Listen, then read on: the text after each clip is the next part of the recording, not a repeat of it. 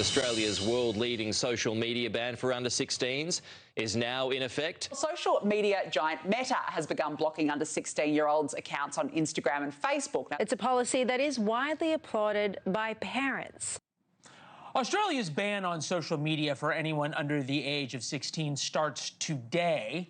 Banning social media for kids is so simple a caveman could figure it out.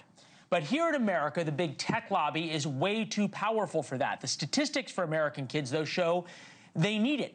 A third of American teens are diagnosed with anxiety. 80% of high school students say they are overstressed. 25% of 17-year-old boys have been diagnosed with ADHD.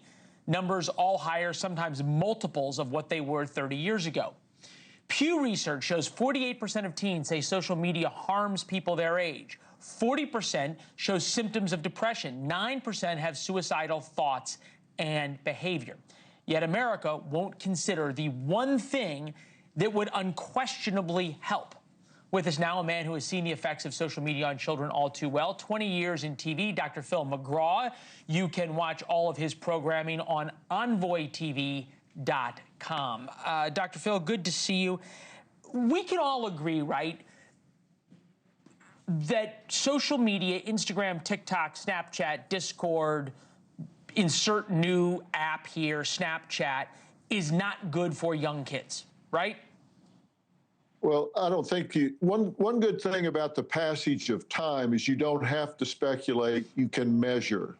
And we have enough data now, deep and wide, that you don't have to measure. It is an empirical fact that this is counterproductive for people in general, but especially for teens and preteens. There's no question that the numbers you just reported are probably underreported. It definitely creates problems with anxiety, depression, loneliness, and not only what it does, but what it crowds off of their plate. What they're not doing while they're doing that suffers as well. It's all around bad news. Yeah, I looked at this. It said 48% of teens say social media harms people their age. The other 52% are liars or just want to be able to keep their social media accounts.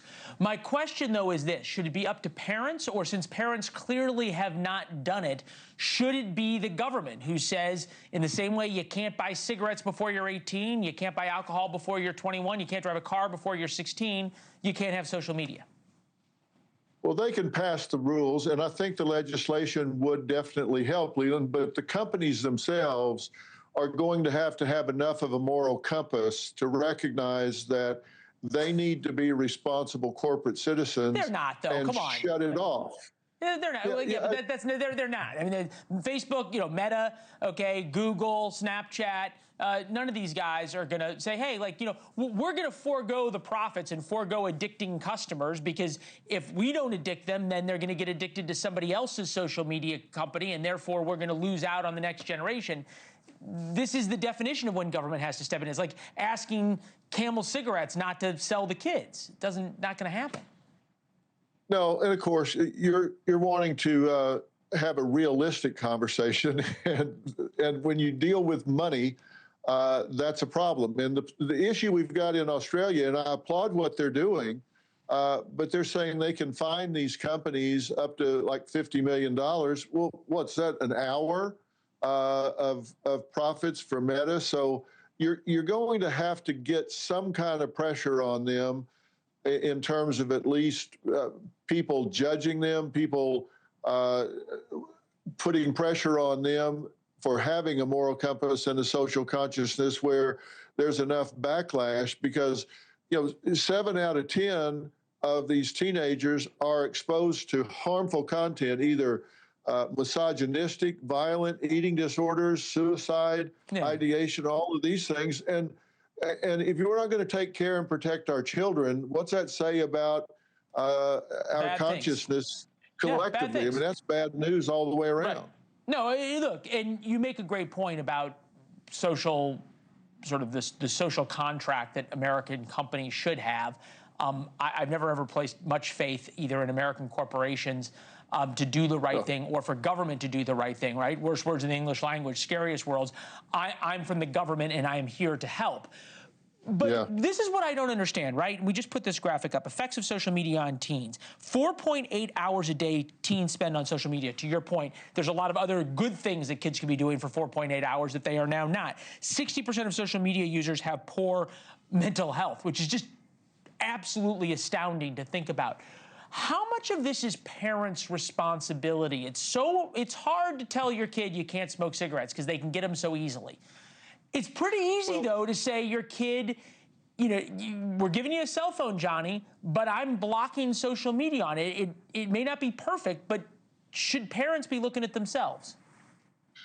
Well, the answer is yes. The short answer is yes. Look, kids' brains aren't finished growing until they're at least 25, so they can't see around corners. They can't see the impact, and they are addicted, and it lights up the same neural pathways as heroin does.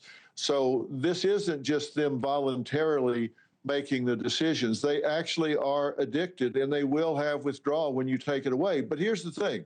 They can't see around corners, and parents can. I have parents ask me all the time, how much privacy should my children have with regard to their internet accounts and that sort of stuff? And the answer, zero. Absolute zero. Because they can't. Yeah, they absolutely can't make the decisions for themselves because they don't have foresight. So you've got to make these decisions for them.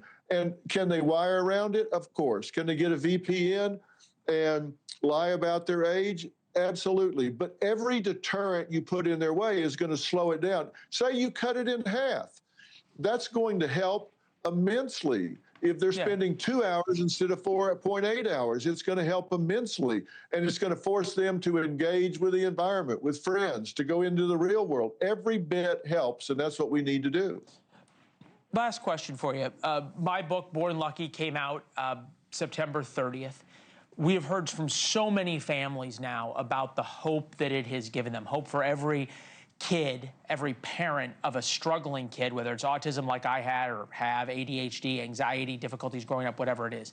My dad wrote the afterword. It's the story of my dad quitting his job when I was diagnosed with autism to help adapt me to the world. But he wrote the afterword, and in it he said, we didn't have to deal with social media, meaning that when I was being bullied physically, mentally, emotionally, tortured, all these things, it ended when I left school.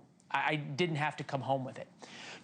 Do parents understand now how, and I will use this word, evil, destructive, addictive, heroin-like, as Bob Morrissey just put in my ear, this social media drug programs, applications are? No, they really don't. And you mentioned when we started that I've been doing this on television for over 20 years. Think about this. When I launched Dr. Phil back in 2002, the first text message had not been sent. Think about that. The first text message had not been sent when I first went on the air. Then around 08 or 09, they dropped smartphones on everybody and the world changed. So we'd have parents that are not tech savvy. We didn't grow up with this. The bullying stopped when kids left school and went home. Now you can even change schools and the bullies follow them. The words cyber and bully had never been used together in the same sentence.